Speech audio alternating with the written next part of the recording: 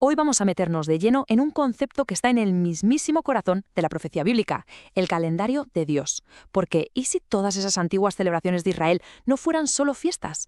¿Y si en realidad fueran un plan súper detallado para el futuro que se ha ido desplegando poco a poco? Esa es la pregunta que lo cambia todo. ¿Y si estas fiestas fueran, en realidad, algo mucho más profundo? A ver, pensemos, ¿qué pasaría si no fueran simples celebraciones, sino como ensayos generales, programados por Dios mismo para los momentos pero más importantes de la historia? Pues bien, la clave para entender esto está en una sola palabra hebrea, moedim. Ojo, porque no significa simplemente fiesta, no. La traducción correcta, la más precisa, es cita señalada o tiempo fijado. Es decir, que Dios estaba, literalmente, poniendo citas en su agenda. Encuentros divinos con la humanidad. Vale, ¿cómo vamos a desgranar todo esto? Primero echaremos un vistazo a ese calendario. Luego nos meteremos con las citas de primavera, las que ya se cumplieron, y después las de otoño, las que miran al futuro. Veremos qué es eso de la sombra y la realidad, y cerraremos viendo cómo todo esto nos lleva a un solo pueblo, un único plan. Entonces, estas citas señaladas, los moedim, que no se nos olvide la palabra, no están puestas al azar. Para nada. Forman un auténtico calendario profético que nos va detallando paso a paso el plan de Dios. Es casi como si la historia de la salvación estuviera ya escrita, ¿sabes? Y estas citas fueran, pues eso, los marcadores de los capítulos más importantes. Y ojo, que esto no es una idea nueva, una interpretación moderna que nos hemos sacado de la manga. ¿Qué va? El apóstol Pablo ya lo decía en su carta a los romanos.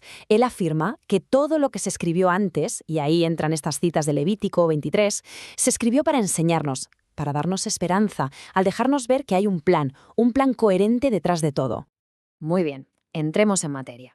Este calendario se divide, digamos, en dos grandes bloques. Las primeras 4 citas tienen lugar en la primavera, allí en Israel. Y aquí viene lo realmente asombroso.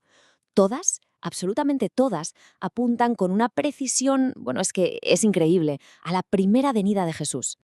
A ver, fijaos en esto. La Pascua, recordamos el Cordero que se sacrificaba, pues se cumple el día exacto en que Jesús, el Cordero de Dios, es crucificado. Luego, la cita de los panes sin levadura, que simboliza una vida pura, sin pecado, se cumple con su entierro, su cuerpo perfecto. Después, las primicias, que era la ofrenda del primer fruto de la cosecha. ¡Bum! Se cumple el mismo día de su resurrección, porque Él es el primer fruto de todos los que resucitarán. Y para rematar, 50 días más tarde, justo en Pentecostés, se derrama el Espíritu Santo, la última cita de primavera cumplida. La precisión, de verdad, es que es milimétrica. Y claro, esto nos lleva directos a las citas de otoño. Porque si las de primavera se cumplieron con esa exactitud asombrosa en la primera venida de Jesús, la pregunta es obvia, ¿no? ¿Qué nos están diciendo las citas de otoño sobre lo que todavía tiene que pasar?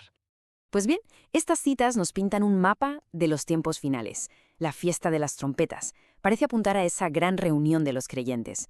El día de la expiación, que era un día de juicio, de arrepentimiento, señala el regreso de Jesús, pero esta vez como juez. Luego, la fiesta de los tabernáculos, en la que se vivía en tiendas temporales, simboliza ese reinado de 1000 años, cuando Dios, por así decirlo, acampa con nosotros. Y ya, para terminar, el octavo día, que siempre representa un nuevo comienzo, nos habla de la nueva creación. Vale, entonces, ¿cómo conectamos todo esto? ¿Cuál es la relación entre esos rituales tan antiguos y los eventos reales que representan? Pues la Biblia nos da una imagen que es perfecta para entenderlo, la de una sombra y el cuerpo que la proyecta. Imaginemos los rituales, los días de fiesta, las lunas nuevas. Todo eso es la sombra. Una sombra te da una pista, te dibuja el contorno de algo real, pero no es la cosa en sí, ¿verdad? Pues la Biblia lo que nos dice es que la cosa real, el cuerpo que proyecta esa sombra profética, es Cristo. Él y todo su plan de salvación. Y el texto clave para esto lo encontramos en Colosenses, en el capítulo 2. Ahí se explica negro sobre blanco que todos estos rituales son sombra de lo que ha de venir. Pero, y aquí está el meollo de la cuestión, el cuerpo es de Cristo. La realidad, la sustancia de todo es Él. O sea que las citas señaladas eran un mapa que apuntaba con todas las flechas directamente a Él. Y con esto llegamos al punto final, que es quizá el que mejor une todas las piezas, porque este calendario profético no era un plan exclusivo para la antigua Israel, no. Desde el mismísimo principio, el plan de Dios era crear un solo pueblo unificado por la fe. Pablo, de nuevo, en su carta a los Efesios, lo explica de maravilla. Dice que lo que hizo Jesús en la cruz tuvo un efecto, bueno, radical. Fue como derribar un muro de separación que había entre el pueblo judío y el resto de las naciones, los que se llamaban gentiles. El objetivo, crear algo totalmente nuevo. El proceso, a grandes rasgos, fue así. Primero, Dios hace una promesa a los patriarcas, a Abraham, Isaac y Jacob. Con el paso del tiempo, una parte importante de Israel entra en una especie de adormecimiento espiritual. Y entonces, la obra de Cristo abre la puerta de par en par. ¿Para qué? Para que gente de todas las naciones pudiera ser, como dice la Biblia, injertada en ese árbol original de la promesa. ¿Y cuál es el resultado final? Pues según las Escrituras, ya no hay dos pueblos distintos, sino un solo cuerpo, un nuevo hombre formado por creyentes de cualquier origen que confían en el Mesías. Y con esto llegamos al final.